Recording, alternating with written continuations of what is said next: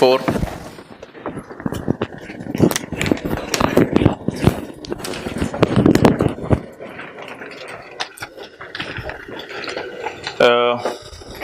Section 51 इसमें पास paper का question है, क्वेश्चन नंबर 4 का 2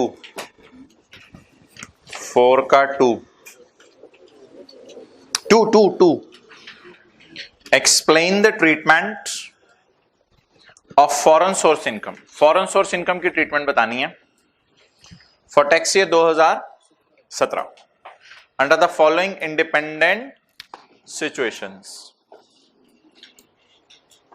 17 का मतलब क्या होता है? यकम जुलाई 16 से लेके 30 जून 17। ऑन 15 जनवरी 16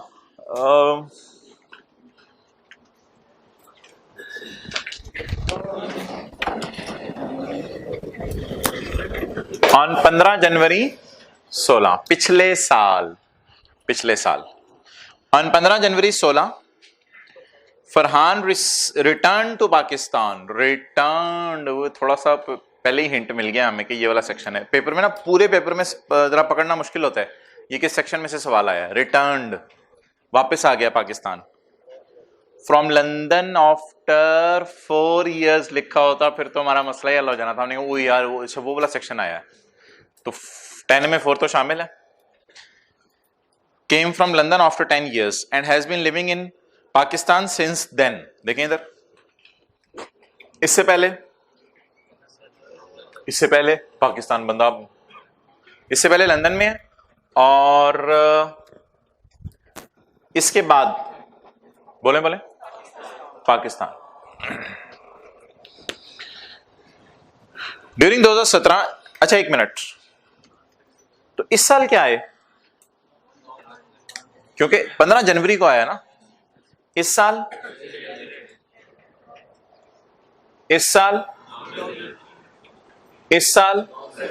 तो कंसेक्यूटिव 4 में नॉन रेजिडेंट हो गया। ओके 10 में 4 तो आ ही जाएंगे। During 17 he receive GBP, gross boss product. अच्छा करेंसी का नाम है। During the year he receive GBP 5000 from his investment in London. जी हजरात, ये कौन सी इनकम है? Foreign source income. कितनी? जीबीपी 5000। किस साल कमाई? इस साल कमाई। ओके जी, अब आप मुझे बता दें, अगर एक बंदा सिटीजन है पाकिस्तान का, जिस साल रेजिडेंट बना उससे पिछले 4 साल अगर नॉन रेजिडेंट है तो उसकी कौन सी इनकम माफ होगी? Foreign source income. किस साल? जिस साल रेजिडेंट बना उस साल और उससे अगला 1 साल। इस साल भी फॉरेन सोर्स इनकम माफ है, इस साल भी फॉरेन सोर्स इनकम, लेकिन 2019 से फॉरेन सोर्स इनकम टैक्सेबल है। हमने क्या कहा था? 2 दफा अच्छा खाना खिलाना है, 2 साल तक इसको प्रोटोकॉल देना है। ठीक है, तो आप बता दें किस किस साल में इनकम माफ होगी। लिखें 17 और 18 में फॉरेन सोर्स इनकम माफ है। किस साल में माफ है? 17 और 18 में। 17 और 18 में इसकी फॉरेन सोर्स इनकम माफ है। समझ आ गई बात? कितनों ने घर में ये कर लिया था? एक छोटा सा सवाल, बड़े बड़े लोग आए हैं आज। छोटा सा सवाल, अगर ये 29 दिसंबर को आ जाता पाकिस्तान 15 जनवरी की बजाय, फिर रेजिडेंट इस साल बन जाता, फिर इस साल और इससे अगला 1 साल इसकी फॉरेन सोर्स इनकम क्या हो जाती? तो ये वाली तो फिर भी माफी होती, फिर भी हमारे सॉल्यूशन पे फर्क ना पड़ता। लेकिन हम पेपर में ये लिख के आते हैं कि 16 और 17 दोनों की इनकम माफ है। लेकिन अब कौन कौन सी इनकम माफ है? 17 और 18 की। किस साल से इनकम माफ होना शुरू होनी है? जिस साल से रेजिडेंट ओ भाई नॉन रेजिडेंट की तो वैसे ही फॉरेन सोर्स इनकम टैक्सेबल नहीं है, तो चैप्टर 4 में पढ़ा हुआ है। समझ आ रही है बात कि नहीं समझ आ रही? नॉन रेजिडेंट की तो वैसे ही फॉरेन सोर्स इनकम माफ है, इस सालों में तो वैसे ही फॉरेन सोर्स माफ है। इन 2 सालों में क्यों बेनिफिट दिया? क्योंकि पिछले 4 साल नॉन रेजिडेंट था और पाकिस्तान वापस आ गया और सिटीजन था। जिन्होंने रात से बात हो रही है जो कल आए थे, ऑब्वियसली।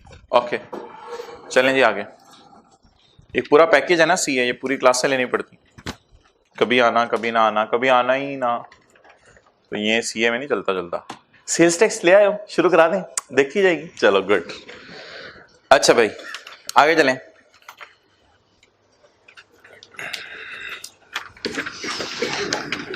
सेक्शन 53। अच्छा क्वेश्चन 7 कितने लोगों से हो गया था? 7 हो गया था, गुड। चलें जी, कंफ्यूजन थी, पढ़ना पड़ेगा सारा फिर। चलें खैर पढ़ लेते हैं, कोई मसला नहीं, देखी जाएगी फिर। Mohsin has been working at head office of Lewis Consulting Incorporation situated in New York, USA. On 1 January 8, LCI had established its branch office in Pakistan and has sent Mohsin for 2 years as country manager for looking after the। जी भाई कितने साल के लिए आया? 3 साल से कम के लिए। और क्यों आया? Mohsin has been working at head office situated in New York. It has a branch and had sent Mohsin for 2 years. अच्छा भेजा किसको जाता है? एम्प्लॉय को जाता है, भेजा जाता है, या बिजनेसमैन को भेजा जाता है? एम्प्लॉय को भेजा जाता है। तो नौकरी करने आया पाकिस्तान, और कितने साल के लिए? 2 साल के लिए। During tax year 2009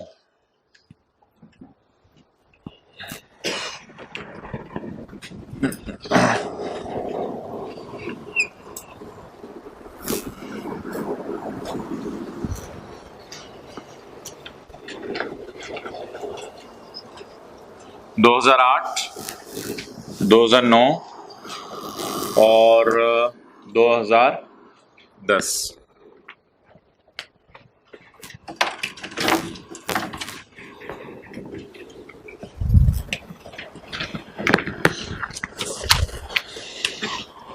Mohsin has been working at head office of Lewis Consulting Incorporation situated in New York on 1 January 2008।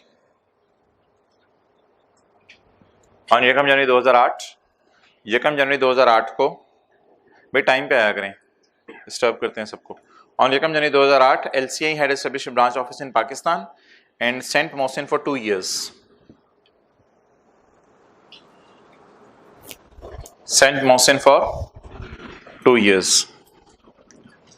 During tax year 2009, okay, इस साल तो ये रेजिडेंट है, पूरा साल पाकिस्तान में रहा।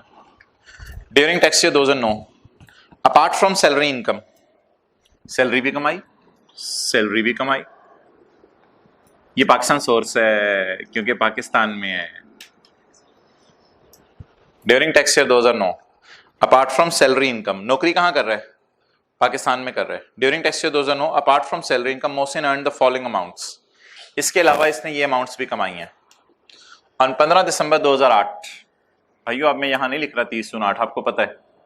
On 15 December 2008, he conducted a seminar in USA. Pakistan source income, foreign source, foreign source. He conducted a seminar in USA for a fee of $18,000। On his request the event manager transferred the amount directly to his personal bank account in Islamabad on 10 January 2009। foreign source income received in Pakistan। एक minute. on 31 May 2009, on 31 May 2009 he earned income from business established in USA। again a foreign source income। ये foreign source income seminar वाली है। On 31 May 2009 ही earned income from business. ये जो seminar वाली है ये अदर सोर्स होगी, सेमिनार कहीं जाके करा दिया। अच्छा, he earned income from business established in USA and brought 40% of in Pakistan. 40% received in Pakistan. Okay, required.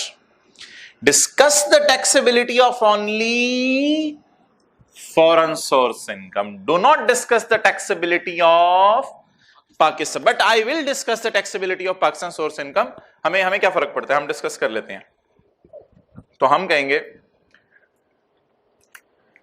if a person is present in Pakistan for a period or periods not exceeding 3 years and he is here for earning income from salary and he has not brought the money in Pakistan, then his foreign source income will be exempt. In the light of above provision as discussed by me, examiner, in the light of above provision, I hereby give you a conclusive evidence on my behalf that the income from seminar is received in Pakistan, therefore it is taxable, and income from business that is 40% being received in Pakistan is taxable. However, remaining 60% will be because all of 3 conditions are met. वो 3 conditions पूरी हो गई हैं, इसलिए करेंगे। कितने लोगों ने इस तरह घर में लिखा? एक। ये अजीम लोग हैं इस क्लास के अंदर, बैठते 5वीं रो में, ये और बात है अजीम लोग बैठे हुए हैं इस क्लास के अंदर। आप बाकी जाएं। अच्छा जी, अच्छा मेरे भाई एक बात याद रखिएगा कि ये जो सेक्शन है ना, सेक्शन 50 और सेक्शन 51, इसमें सारी फॉरेन सोर्स इनकम्स माफ हैं, क्योंकि उसने हेड स्पेसिफाई नहीं किया। चाहे सेमिनार से हो, चाहे बिजनेस से हो, चाहे कैपिटल गेन से हो, चाहे डिविडेंड हो, चाहे अदर सोर्स हो, सारी फॉरेन सोर्स इनकम माफ है। 50 और 51 के अंदर आए और 50 और 51 के अंदर आके पढ़ें।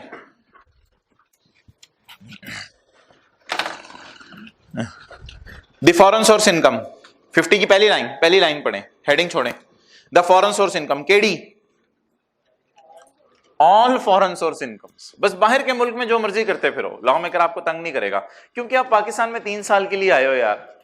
क्या हो गया, पाकिस्तान में 3 साल के लिए आए हो, क्या हो गया? खैर है, कोई मसला नहीं। अगले सफे पे आए।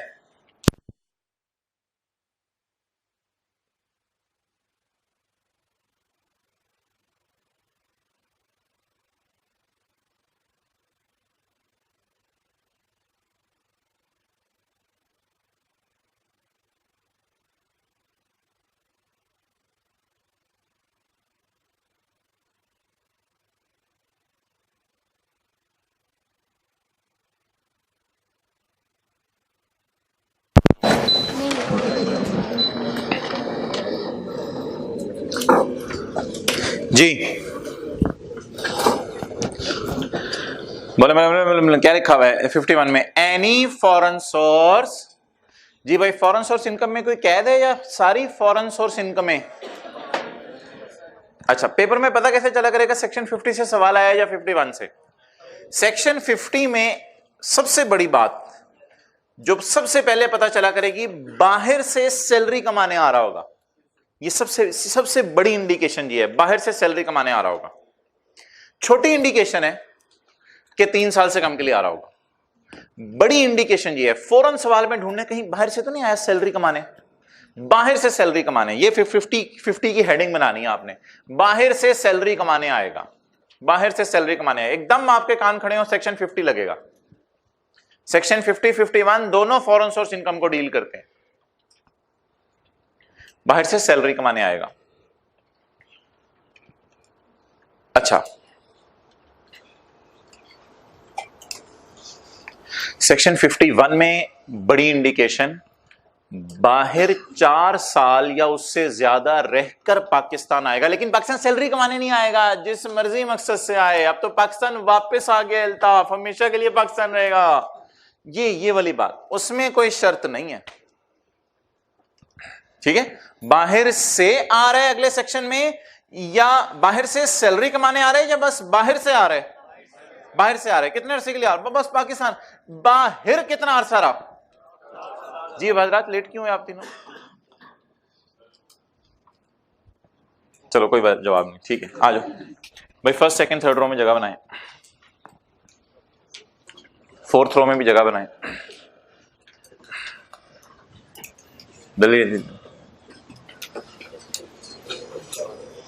ज्यादा नहीं है ज्यादा। जी आए आए आए भाइयों आए।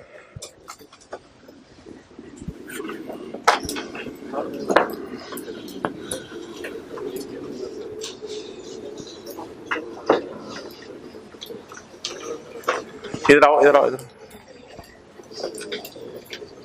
नहीं है जगह, और नहीं है, नहीं है भाई।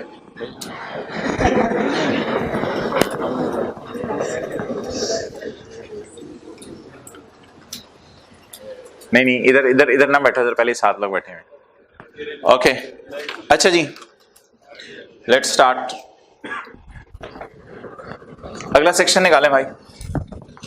कितने लोग इस तरह बना के सब देख के लिख लुक के चलते हैं घर में? ये जबरदस्त, एक्सेलेंट। कितने लोग दोबारा जाके करेंगे? क्वेश्चन नंबर 3 बड़ा अच्छा था, 3 बड़ा अच्छा था, मार्गरेट वाला। उसमें 2-3 लाइनें पढ़ के पता चला था कि ये औरत है, वरना बंदा शुरू से बंदा समझ रहा था। नहीं पता होता ना अंग्रेजों के नाम। जब SHE लिखा हुआ है आपने, oh she is she. Okay, बहुत अच्छा सवाल था। क्वेश्चन 3 भी इसी तरह का सवाल था, बहुत जबरदस्त, अल्लाह ऑसम। ओके 3, 4, 5, 6, 7 सारे सिनेरियो में सवाल आ रहे हैं इस चैप्टर से। पता नहीं आई कैप को क्या हो गया है। और 3, 4, 5, 6, 7 में से 3 सवाल सेक्शन 50 और 51 में से हैं। 50 और 50। और बात यहां तक नहीं रुकी, बात इतना आगे बढ़ी कि चैप्टर 19 में जाके आपने जो सवाल ताहिर वाला किया था उसमें भी ये बात लिखी हुई है। निकालें, आप देखी जाएगी, कोई नहीं, खैर सिलेबस आगे जा रहा जाए। Chapter 19 question 20। लेट आने भाई, रोजाना लेट आने भाई। Chapter 19 question 20।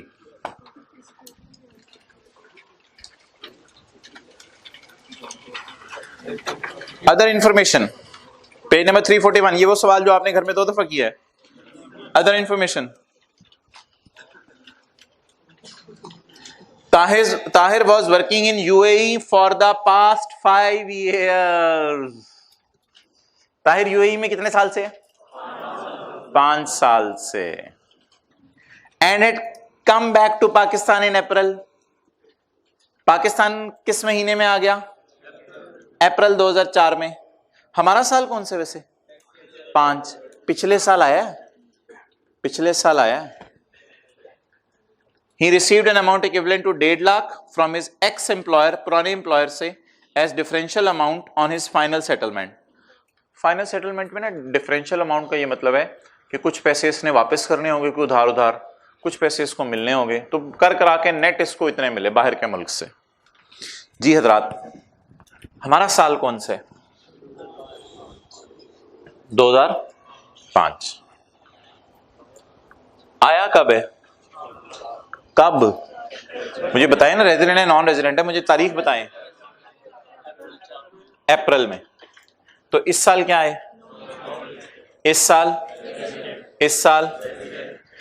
अब बता दें, क्या ये बंदा मुसलसल 4 साल से नॉन रेजिडेंट है?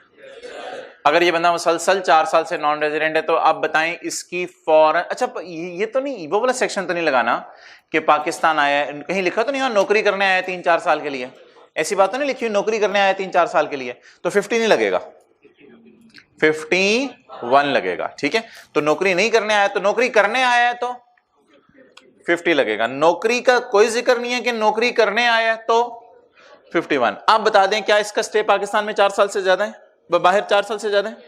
सिटीजन कहीं लिखा हुआ है? तो अब हम एज्यूम किया करेंगे, फिर ऐसे सवालों में क्या करें? एज्यूम किया करेंगे। सिटीजन अभी वाले सवाल में भी नहीं लिखा होता शायद, जो भी मैं पढ़ा रहा था। सिटीजन एज्यूम किया करेंगे, तो सिटीजन है और स्टे बाहर के मुल्क 4 साल से ज्यादा है। जिस साल रेजिडेंट बना उस साल, और उससे अगला इसकी फॉरेन सोर्स इनकम माफ है। तो लिखें 5 और 6 में इसकी फॉरेन सोर्स इनकम माफ है। और हमारा सवाल कौन सा है? 5 का 6 का? 5 का। 5 और 6 में इसकी फॉरेन सोर्स इनकम माफ है।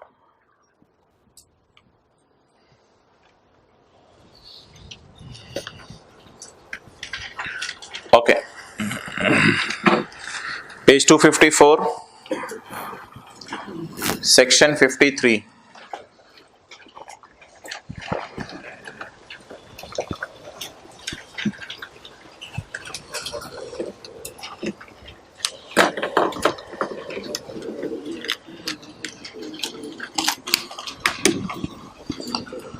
Exemptions and tax concessions in the second schedule।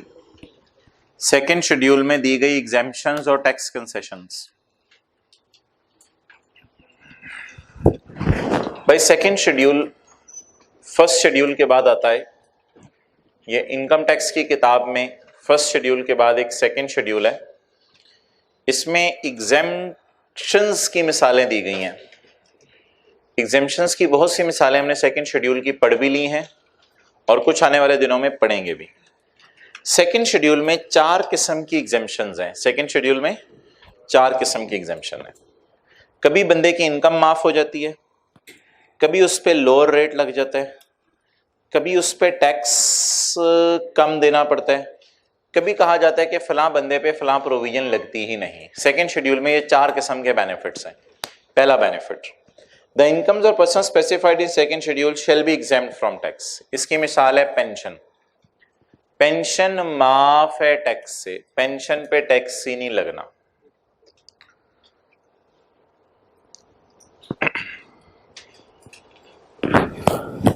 Charge at lower rate. कुछ लोगों के लिए टैक्स रेट लोअर है, कुछ लोगों के लिए टैक्स रेट लोअर है। इसकी मिसाल आपको मिलेगी पेज 31 पे। पेज 31 पे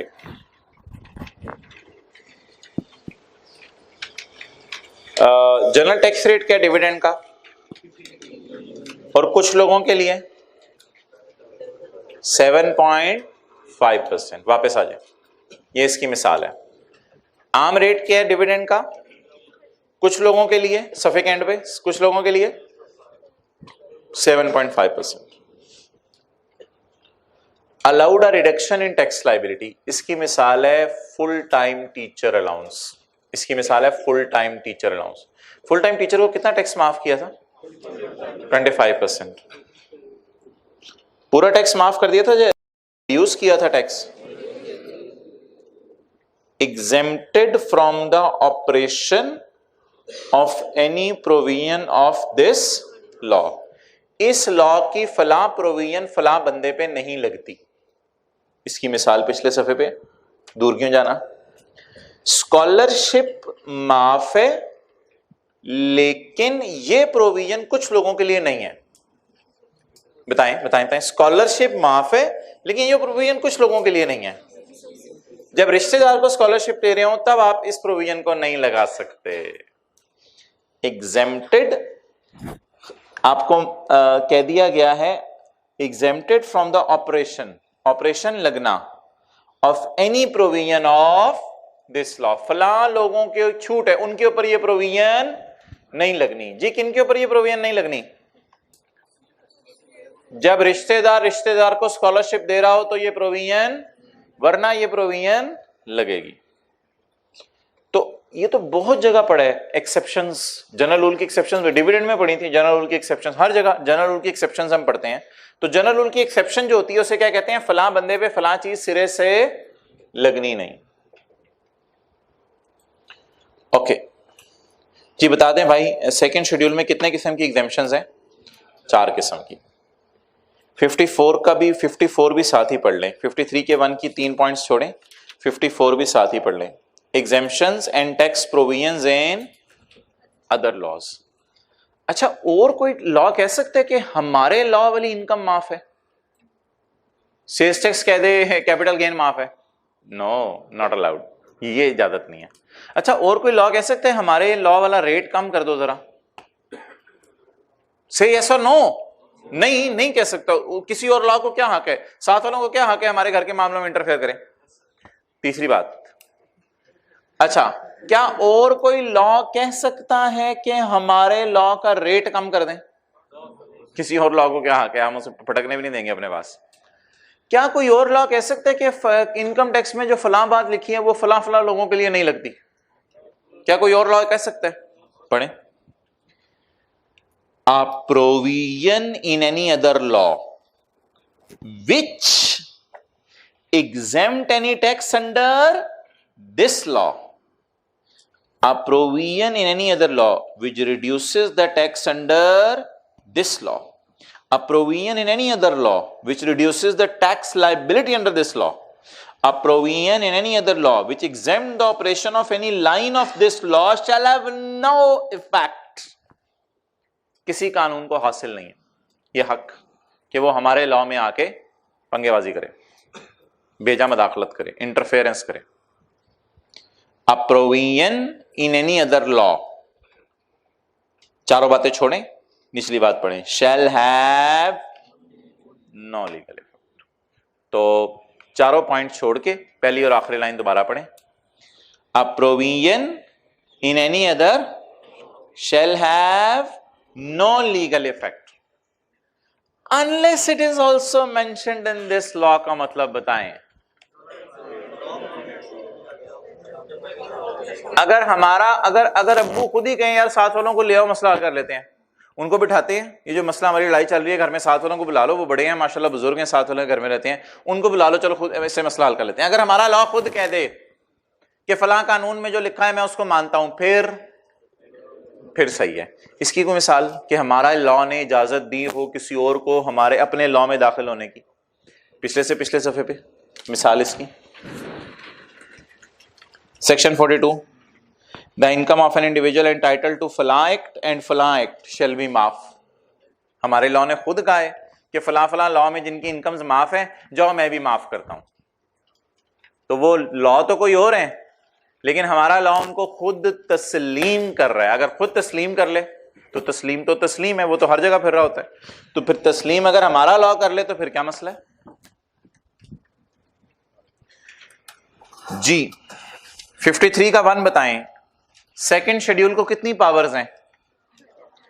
4 पावर्स। और सेकंड शेड्यूल हमारे लॉ के अंदर ही है। फर्स्ट शेड्यूल में ना रेट ऑफ टैक्स है और सेकंड शेड्यूल में एग्जेम्प्ट इनकम्स हैं। तो सेकंड शेड्यूल हमारे लॉ में ही है या किसी और लॉ में है?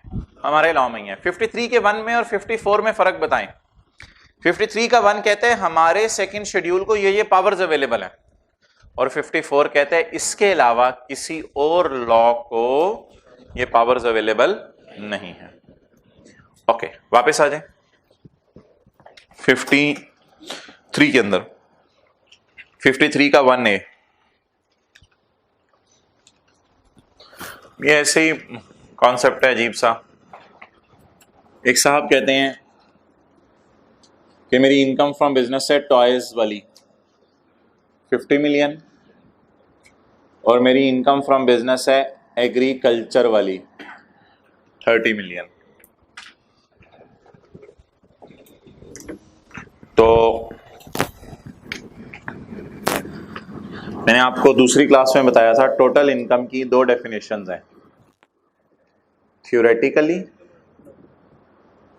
अगर कोई थ्योरेटिकली आपसे पूछे चलते फिरते यार कितना कमाया, तो आपने कहना है मैंने टोटल 80 कमाया। लेकिन अगर न्यूमेरिकल सॉल्व करना हुआ पेपर में तो ध्यान रखिएगा फिर आपने 80 नहीं कमाया, फिर आपने कितना कमाया? 50। फिर आपने 50 कमाया। पढ़ें। Where any income is exempt, it shall be included in total income. However, no tax shall be paid on it. देखें, where any income is exempt, it shall be included in, but no tax will be। Numerical में जब tax निकालेंगे तो इस पे tax पे नहीं करना, नोट कर लें। तो क्या थ्योरेटिकली स्पीकिंग एग्रीकल्चर इनकम को भी टोटल इनकम कह सकते हैं? हाँ, कह सकते हैं। लेकिन अगर टैक्स देने की बारी आए फिर एग्रीकल्चर इनकम को टोटल इनकम कहना मुनासिब नहीं है।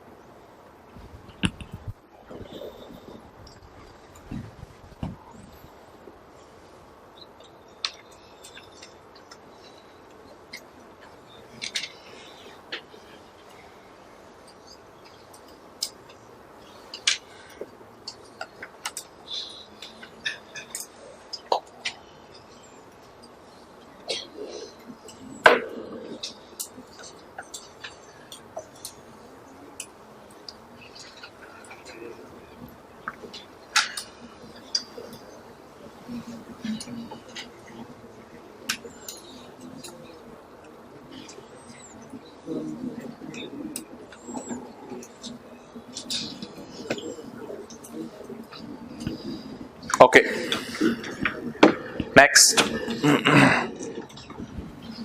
सेक्शन 53 का 2। इस वक्त क्या है फुल टाइम टीचर अलाउंस का रेट 25%। गवर्नमेंट ये शुरू हुआ था 70% से, फिर 40% हुआ, आजकल सिर्फ कितने परसेंट रह गया टैक्स माफ? 25%। तो अब देखते हैं सेकंड शेड्यूल को बदला भी जा सकता है, जैसे मैंने आपको मिसाल दी, पास्ट में कुछ और था अब कुछ हो रहा है। Federal government may amend the second schedule. Federal government अगर चाहे सेकंड शेड्यूल को बदल सकती है। Federal government may amend the second schedule by adding, by omitting और बाय चेंजिंग एनी क्लॉज और कंडीशन। सेकंड शेड्यूल की क्या मिसाल है? ऊपर लिखी हुई है, पेंशन माफ है, मैंने आपको लिखवाई है मिसालें। डिविडेंड का रेट 7.5% है कुछ लोगों के लिए। All the amendments shall have effect for any tax year beginning on any date before or after the commencement of year in which the notification is issued. Underline करें before और after। क्या government ये भी कह सकती है कि पिछले साल का डिविडेंड रेट 15 था लेकिन हम चेंज करके 17 कर रहे हैं और 2% सारे लोग ज्यादा टैक्स लेके आए? क्या गवर्नमेंट ये कह सकती है? कैसे पता चला आपको?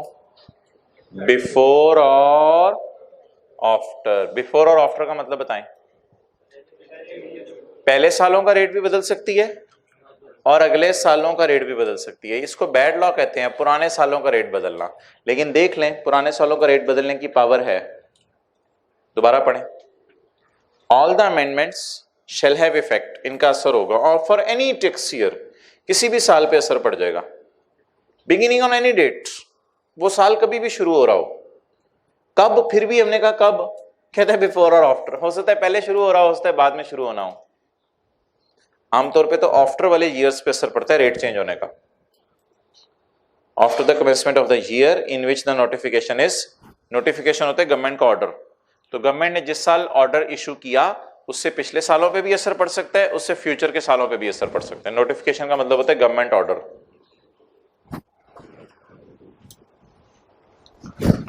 जी, गवर्नमेंट किसी से बगैर पूछे चेंजेस करेगी या पूछ के चेंजेस करेगी? पूछेगी नहीं, लेकिन चेंज को पेश करेगी। कहां? ये जरा देख लें। द फेडरल गवर्नमेंट यानी PTI government, the PTI government shall place before national assembly. वहां तो सारे लोग बैठे होते हैं, नेशनल असेंबली में तो सीटें कुछ दूसरों की भी हैं। प्लेस, इजाजत नहीं मांगेगी, सिर्फ पेश करेगी उन्हें कि भाई ऐसा है। फिर आगे क्या प्रोसीजर होगा वो हमने चैप्टर 2 में पढ़ना है। The federal government shall place before the national assembly all amendments made by it. किसमें? सेकंड शेड्यूल में जो भी अमेंडमेंट्स किए आप किसके सामने पेश करेंगे?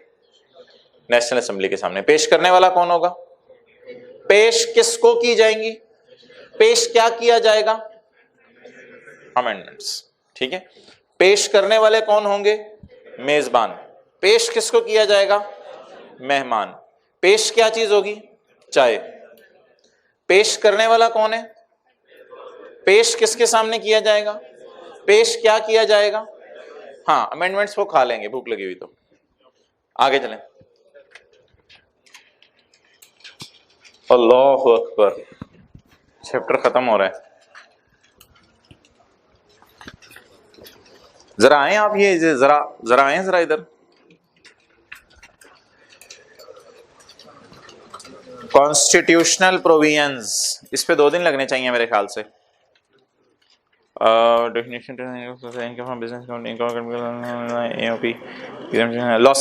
लॉसेस पे 3 दिन लगने चाहिए मेरे ख्याल से। रिटर्न असेसमेंट अपील, इस पे भी 6 दिन और लगने चाहिए। चलें 7 कर लेते हैं। रिकॉर्ड्स एंड ऑडिट 1 दिन इस पे लगना चाहिए। एग्जामिनेशन सेकंड शेड्यूल तो कोई नहीं है, छोड़ें इसको, ये तो बेस ऐसी थी। General theory question, numerical, income tax, summaries of various topics. 22 से 25 सेल्स टैक्स, इस पे 18 दिन लगने चाहिए हमारे। तो टोटल घर जाके कर लीजिएगा, किसी ने कर लिया होगा। कितने महीना? टोटल ग्रैंड टोटल सही वाला 41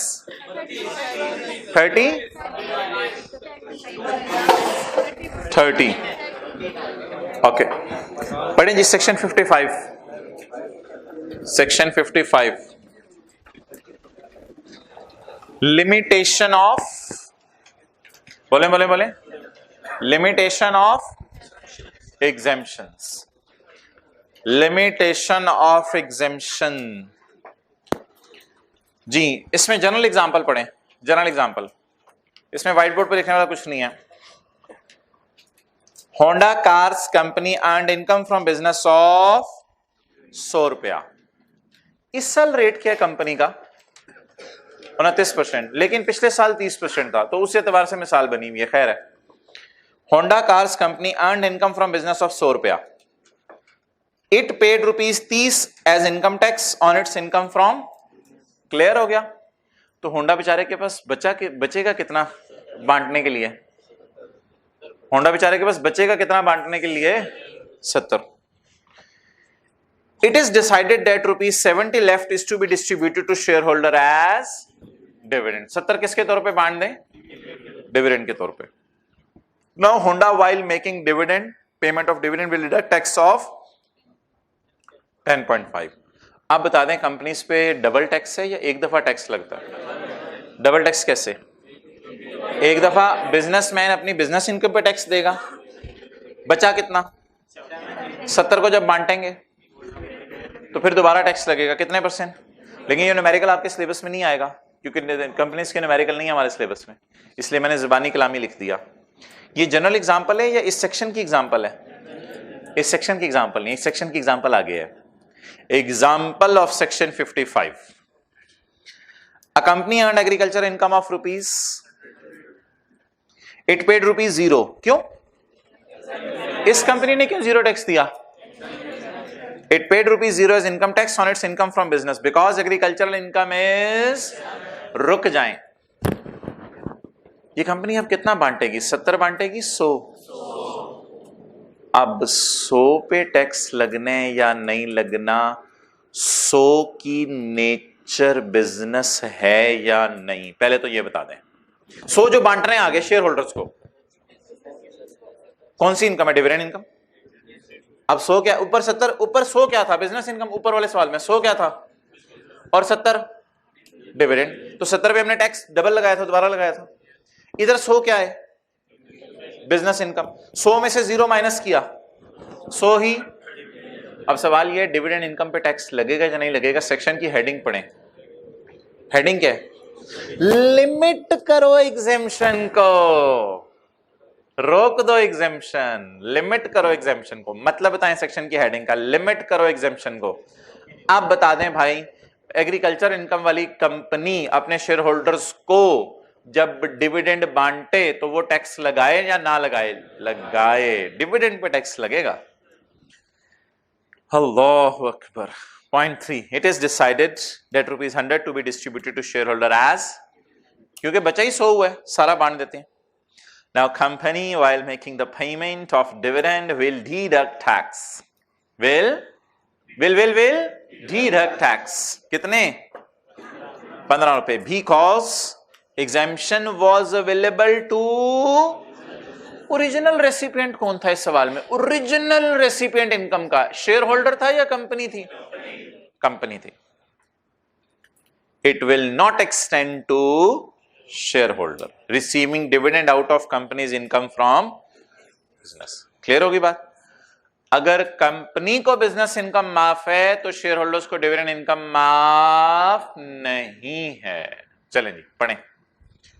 Where any income is, बोले where any income is exempt from tax, the exemption shall be limited to original recipient. Original recipient कौन है? कंपनी हमारी मिसाल में। And shall extend to, shall not extend to any shareholder, shareholder person से मुराद अब, shall not extend to any shareholder receiving any dividend, payment dividend लिखी नहीं रहे, receiving any dividend out of that IFB, out of that IFB। जी भाई, dividend income भी माफ है या डिविडेंड इनकम टैक्सेबल है? टैक्सेबल है, डिविडेंड इनकम पे टैक्स देना पड़ेगा।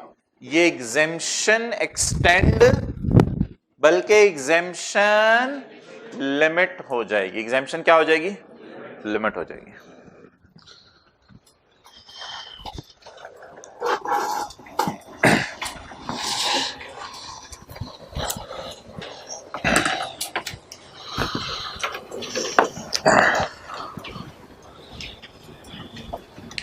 Well, I am feeling relaxed today. There is no need to start sales tax. कुछ और करते हैं, इनकम फ्रॉम बिजनेस निकालें, रिवीजन शुरू करते हैं। Income from business, page 128।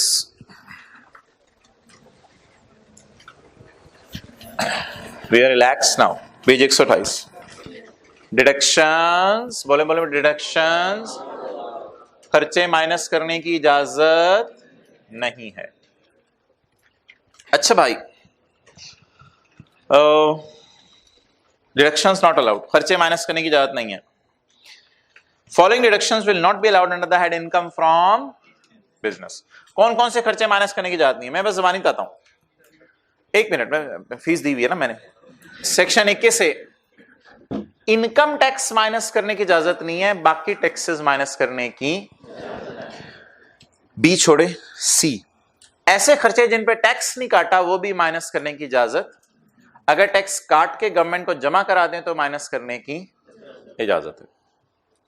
CA ना सिर्फ चंद लोगों के लिए है जिन्होंने सेल्स टैक्स के 3rd शेड्यूल में अपने आप को रजिस्टर कराया है, ये हर दुकानदार के लिए नहीं है। और सेल्स टैक्स के 3rd शेड्यूल हम पढ़ेंगे, सेल्स टैक्स में तकरीबन 3-4 दिन में पढ़ लेंगे। उसमें 19-20 चीजें आ रही हैं।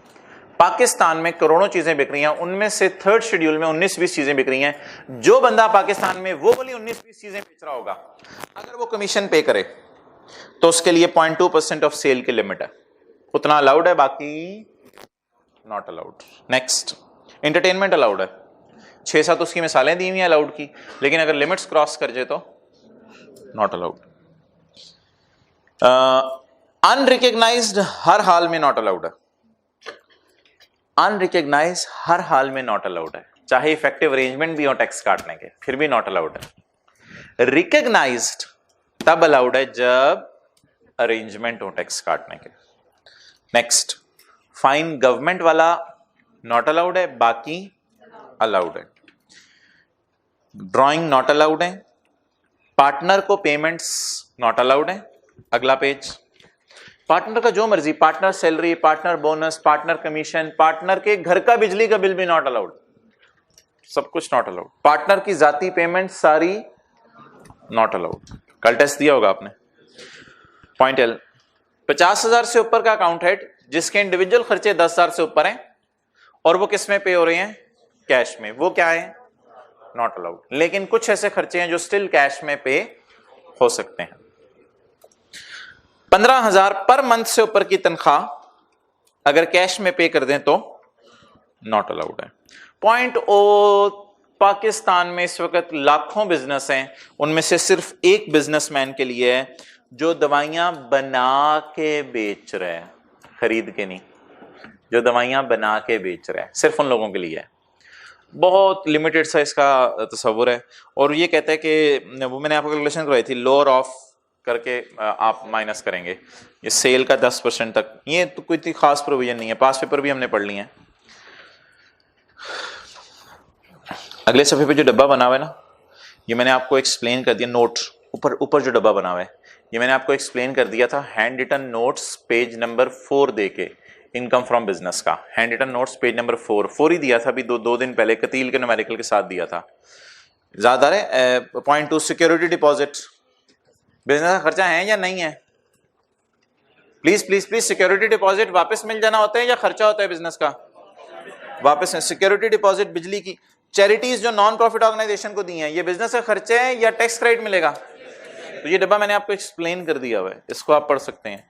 ये कौन सा पेज था बिजनेस का? पेज नंबर 4 था। हाँ, प्री कमेंसमेंट एक्सपेंडिचर बिजनेस का खर्चा नहीं है, इसको अगर आपने पूरा माइनस कर दिया तो ब्लंडर है। इसको न्यूमेरिकल में ऐड करेंगे और इसके ऊपर 20% अमोर्टाइजेशन माइनस करेंगे। नहीं नहीं नहीं, आगे 20% लिखा हुआ आगे जाके एक जगह पे, वो लिखा हुआ है जब कभी हुकूमत खुद कहे पूरा माइनस कर लो फिर माइनस कर लो, वरना आम हालात में तो 20% ही है। प्री कमेंसमेंट एक्सपेंडिचर हमेशा कितने परसेंट पे अमोर्टाइज करनी है? 20%। आगे अलाउड की डिटेल दी है ना, कैसे अलाउ करना है, डिटेल पढ़नी पड़ेगी ना। चलें जी चैप्टर 19 निकालें, वेले बैठे हम, चैप्टर 19 निकालें।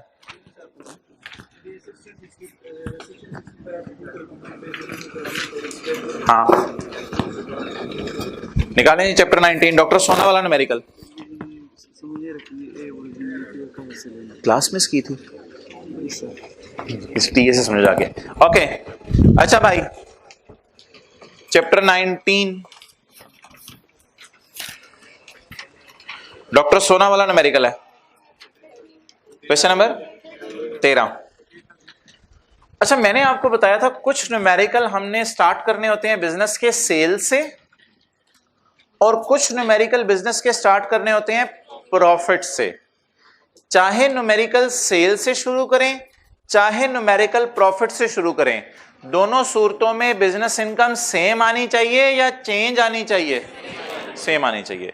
मुझे यकीन है आपको भूल गया होगा, मैं पहले रिवीजन कराना चाहता हूं, मादरत इसकी रिवीजन करें। आप आए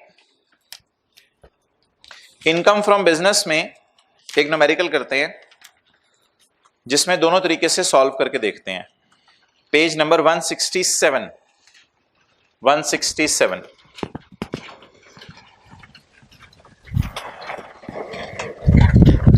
न्यूमेरिकल करने के कितने तरीके हैं बोलें? या सेल से चलें या प्रॉफिट से चलें। ये जो प्रॉफिट से चलते हैं ना, इसको कहते हैं रिवर्स चलना, और ये जो सेल से चलते हैं इसको कहते हैं फॉरवर्ड, सीधा चलना। ऐसे ही अपने से नाम दे देते हैं। दो तरीके हैं सवाल सॉल्व करने के जी। पेज 167 सेल बोलें कितनी है भाई? सफे का टॉप 25। सैलरीज बोलें salaries 3। 10। Fine to government, repair, ये डेप्रिसिएशन किन रूल्स वाली होगी? अदर इनकम, ये गेन कौन सा वाला होगा? अकाउंटिंग गेन, फर्नीचर के बेचने पे अकाउंटिंग गेन आया। एडिशनल इंफॉर्मेशन, टैक्स वालों की depreciation, tax gain on sale of furniture 5 million. ऊपर जाएं, सैलरीज कितनी है? 10 में से कितने पे टैक्स नहीं काटा? तो कितने पे टैक्स काटा? तो 4 क्या हो गई? Not allowed. 4 क्या हो गई? Not allowed. और 6 अलाउड। आप जाएं, 10 ऊपर लिखा हुआ 10 के साथ ब्रैकेट में लिखें 4 नॉट अलाउड। 10 के लेफ्ट पे बहुत जगह, पता नहीं आप इस तरह लिखेंगे जगह ही नहीं होगी। Left left left left left से शुरू करो, वो लेफ्ट से, एक्सट्रीम लेफ्ट से शुरू करो। हाँ, 4 इज नॉट अलाउड, फिर लोग राइट पे लिख रहे हैं, फिर जगह तंग होगी। 4 is not allowed and 6 is allowed, फिर राइट पे लिख रहे हैं कुछ लोग। 4 is not allowed and 6 is allowed. Total तनख्वाह बताएं। 10 में से कितनी तनख्वाह आपने टैक्स काट के दी और कितनी तनख्वाह टैक्स काटे बगैर दी? जुर्म क्या किया है? 6 में 4 में? 4 में। एक तरीका उल्टा है न्यूमेरिकल करने का, क्या? Net profit. नेट प्रॉफिट से शुरू करें जी हजरात, बताएं नेट प्रॉफिट। कुछ चीजें और कुछ चीजें, उंगली रखें 7 पे। प्रॉफिट तक पहुंचते हुए सेल ऐड हो चुकी है, कोई मसला नहीं, छोड़ें इसको। प्रॉफिट तक पहुंचते हुए सैलरीज में 4 की सैलरी पे टैक्स नहीं काटा, सजा देंगे। कैसे? प्रॉफिट बढ़ा के सजा। डिडक्शंस नॉट अलाउड को आपको पता है ऐड करते हैं, सैलरीज नो टैक्स डिडक्टेड, कितना? 4। प्रॉफिट तक पहुंचते हुए पेनल्टी माइनस हो चुकी है, क्या करें?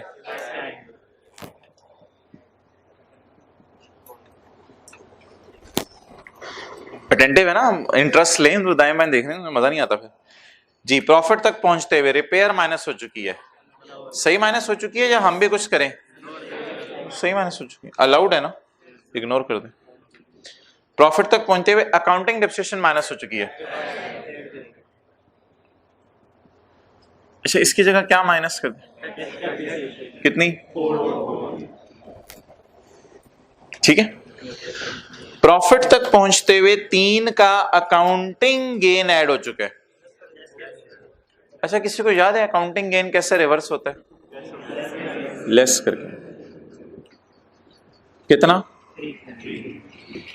अकाउंटिंग गेन लेस करेंगे। प्रॉफिट तक पहुंचते हुए अकाउंटिंग गेन ऐड हो चुका था, उसे हमने लेस कर दिया। अच्छा, टैक्स वाला गेन क्या करना होता है, रिकॉर्ड या रिवर्स? अच्छा, गेन कैसे रिकॉर्ड होते हैं? तो क्या करूं? कितना? इट इज इनकम फ्रॉम, ये नोट ना करें, ये तो आपको आता है तरीका, कोई फायदा नहीं हुआ आपको, 5 मिनट जाया हुए हैं, ये तरीका आपको आता है। सेल से सॉल्व करें, जल्दी करें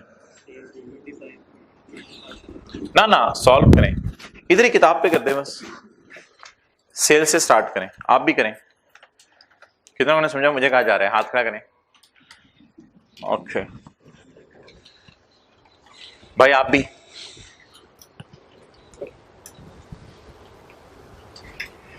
रूल लिख लें, सेल से चलते हुए अलाउड माइनस करने हैं, सेल से चलते हुए अलाउड खर्चे माइनस करने हैं।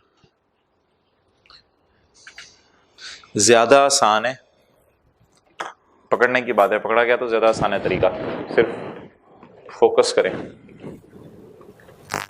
कल शुरू करेंगे सेल्स टैक्स जी।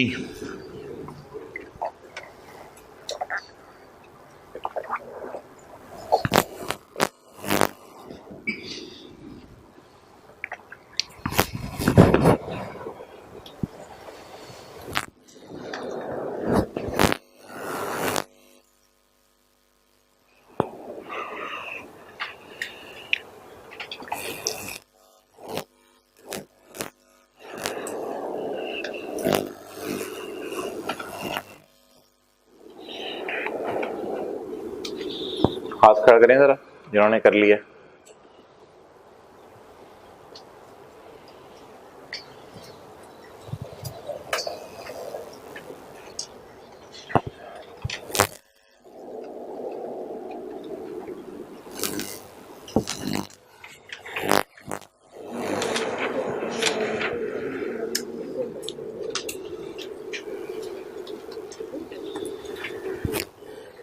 बिजनेस का हैंड रिटन पेज नंबर 1 है किसी के पास? दीजिएगा, बस कोई एक दे दे, बाकी जरा। अच्छा जी, चलें जी, सेल से शुरू करें, सेल से शुरू करते हैं और न्यूमेरिकल सॉल्व करेंगे।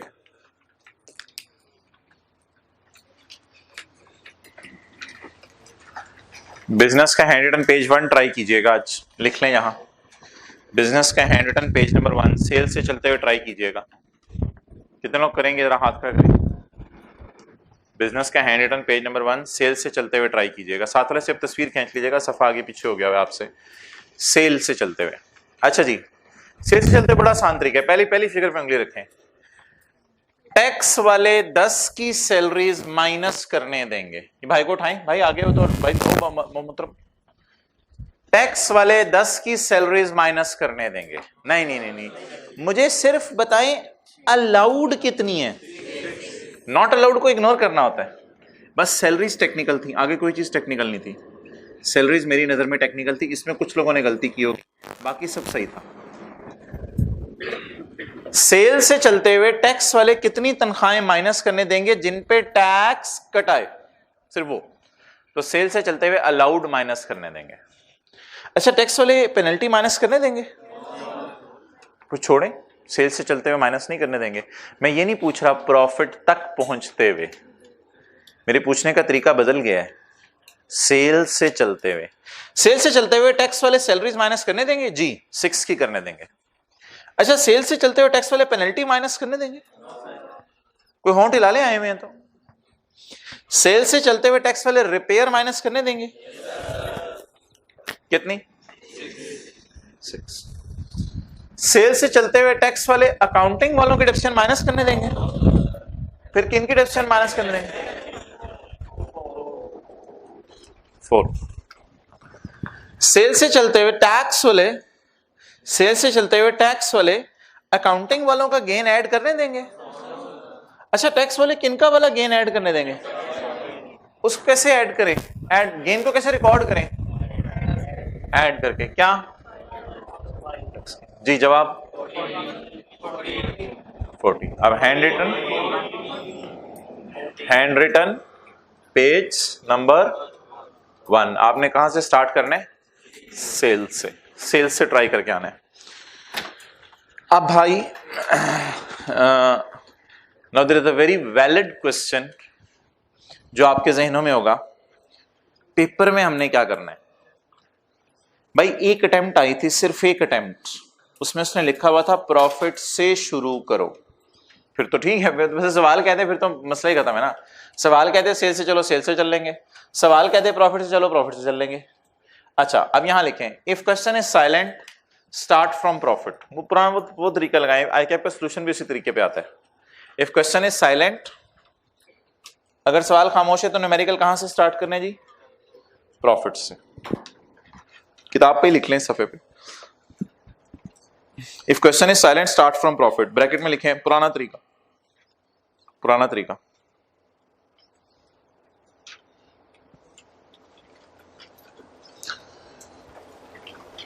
इस पे फोकस करना है घर जाके, बड़ा आसान तरीका है।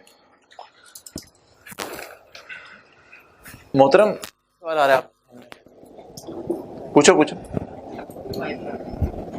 सेल से चलते हुए टैक्स वाले कहेंगे सैलरीज भी माइनस कर लो, फाइन माइनस ना करो। टैक्स वाले कहेंगे रिपेयर नॉर्मल खर्चे माइनस कर लो।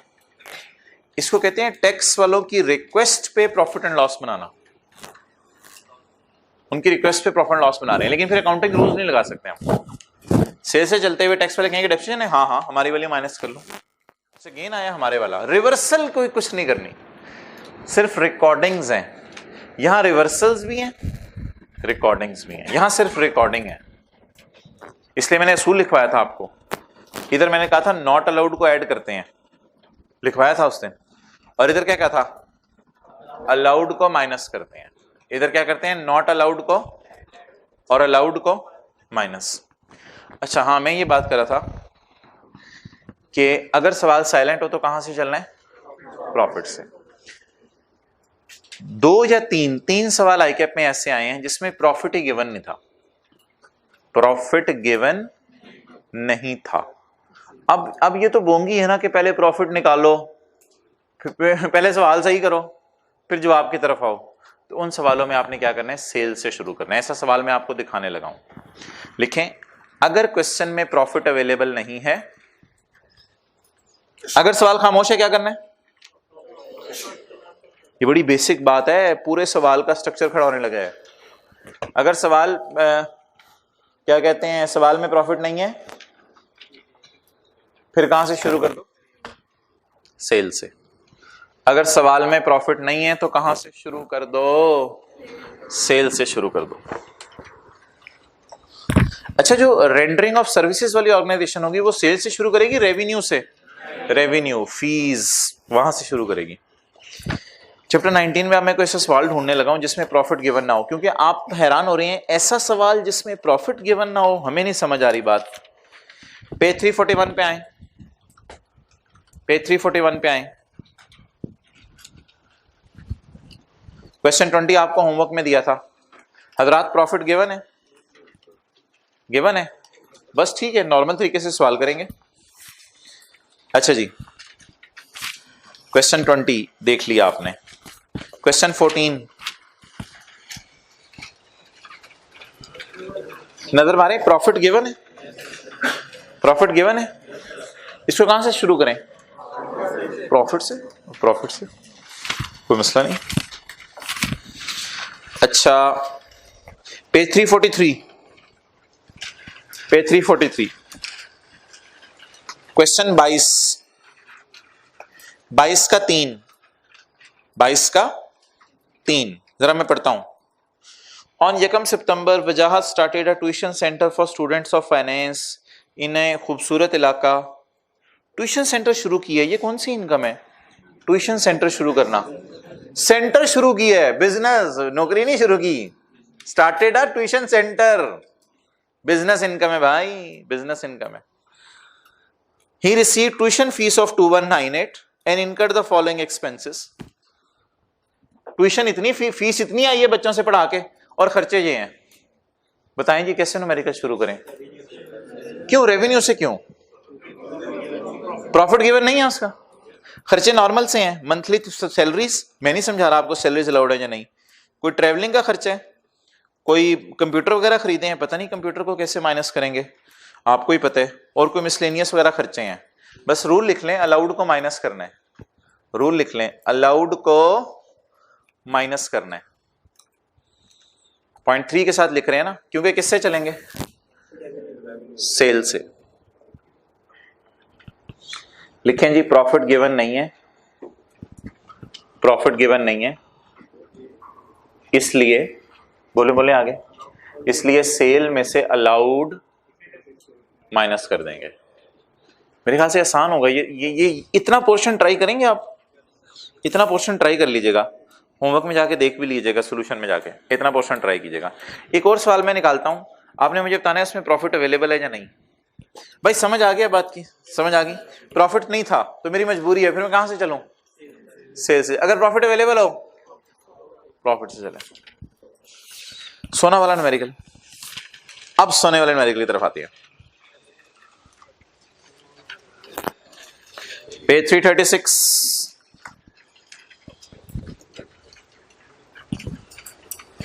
हाँ ये आपका होमवर्क है, दिस इज योर होमवर्क, ये सवाल आपने करके लाना है। Doctor Sona is a leading eye specialist. लोग पेरिस से सिर्फ अपनी आंखें दिखाने डॉक्टर को आते हैं। डॉक्टर कहते हैं शर्म कर, आंखें दिखा रहा है। कहते डॉक्टर साहब क्या करें, आपने भाई लिखा हुआ आंखें दिखाओ मुझे। डॉक्टर सोना, जिनको समझ नहीं छोड़ें, आप लोग आगे चलें। Doctor Sona is a leading eye specialist, he is working as an employ in a private company, manages a private clinic. हो भाई कारोबार है उसका, हम नाम पे ना जाएं, उसका लेवल चेक करें। He manages a private clinic. जी इनकम की नेचर कोई बता दे, कोई बच्चा इनकम की नेचर बता दे। Income from business, he manages a private clinic. अल्लाह अकबर, रिसीट एंड पेमेंट अकाउंट दे दिया, प्रॉफिट एंड लॉस नहीं दिया, रिसीट एंड पेमेंट अकाउंट दिया।